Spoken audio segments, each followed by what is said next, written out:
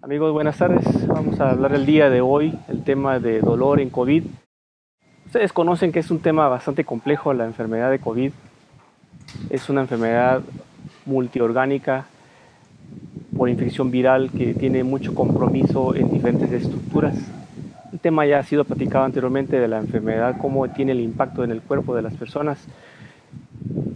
No es posible hablar de dolor sin conocer un poco de la enfermedad como tal, haciendo una revisión previa y apoyándome con videos en YouTube que han sido muy fundamentales, principalmente uno de los videos importantes del doctor Beller, que es un médico argentino que me ilustró bastante en la enfermedad como tal.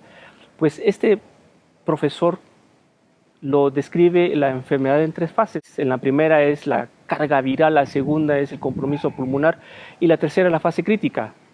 No voy a profundizar en el tema, pero sí es importante hacer ver que en la fase 1 el 80% de la gente se recupera, se haga o no se haga ningún tratamiento. Es una fase pues leve. La fase pulmonar se clasifica en fase 2A y en 2B. ¿Por qué es importante eso? Porque en la fase 2A y en la fase 2B va a haber un síntoma bastante importante en la enfermedad. La presencia de disnea sin hipoxemia y disnea con hipoxemia. Dependiendo de cada uno de ellos, así va a ser el abordaje terapéutico. Y en la fase 3 va a ser el paciente crítico, el que tiene mucho más componentes, ya es un paciente complejo, con compromiso multiorgánico, séptico, con coagulación intravascular diseminada, linfohistiocytosis homofagocítica. Pero, ¿qué es lo importante en cada una de ellas? En la fase 1, el tratamiento, podemos utilizar acetaminofén como primera herramienta. Se habla mucho del uso del ibuprofeno que tiene efectos adversos. ¿Qué sucede? Hay en la fisiopatología receptores ECA en el neumocito tipo 2 y se ha asociado el incremento de ECA en los neumocitos como la causa de por qué el ibuprofeno tiene ese efecto colateral adverso. Sin embargo, la evidencia científica no muestra que haya compromiso de efectos adversos el uso del ibuprofeno.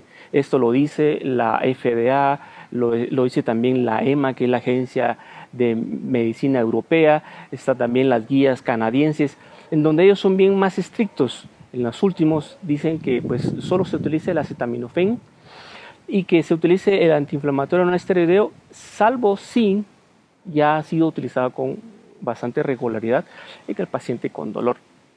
En la fase 1, abordaré esa fase 1 principalmente, pues dos síntomas son los primordiales: dolor, tos seca y fiebre.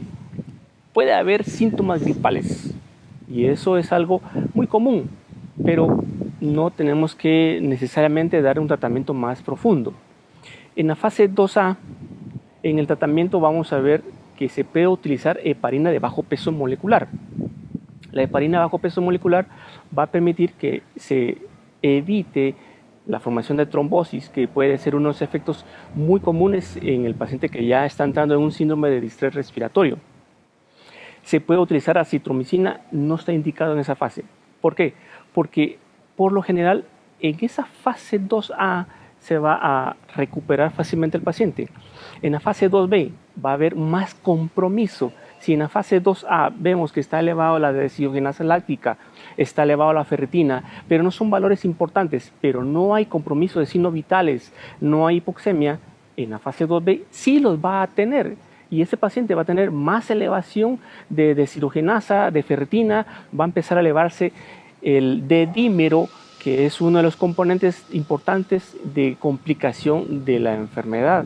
Podemos observar también que este paciente puede generar microtrombos. ¿Por qué? Porque en la fisiopatología de la enfermedad, el virus entra al neumocito tipo 2 a través de su proteína que se une al receptor ECA y ahí entra y empieza a replicarse para luego salir.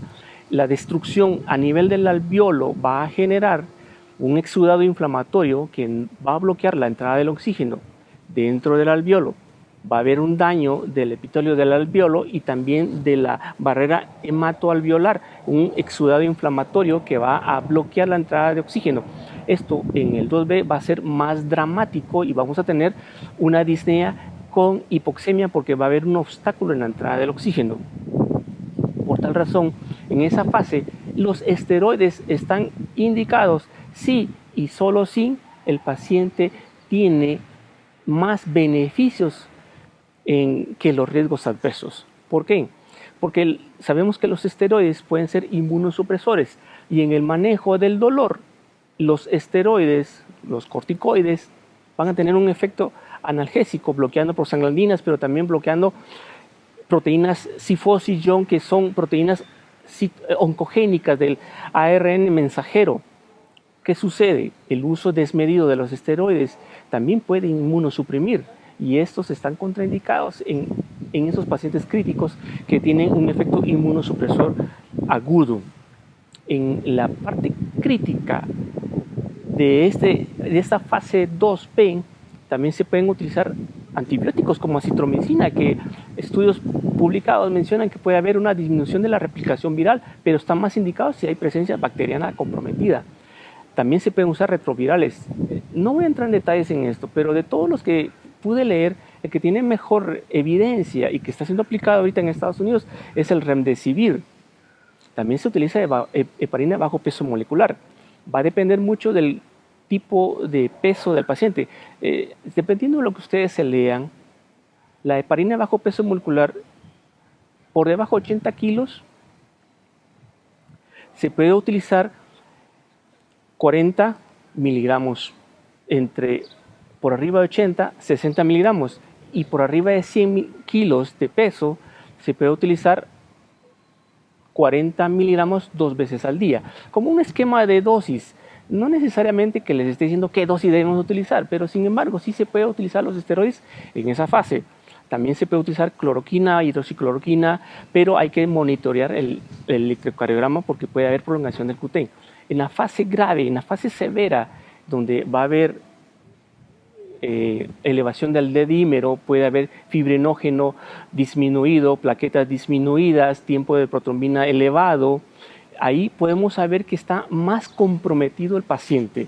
Y este caso de compromiso del paciente nos va a decir que hay un síndrome de distrés severo asociado a sepsis, a una coagulopatía intravascular diseminada, hay más consumo de factores de coagulación, hay más daño renal.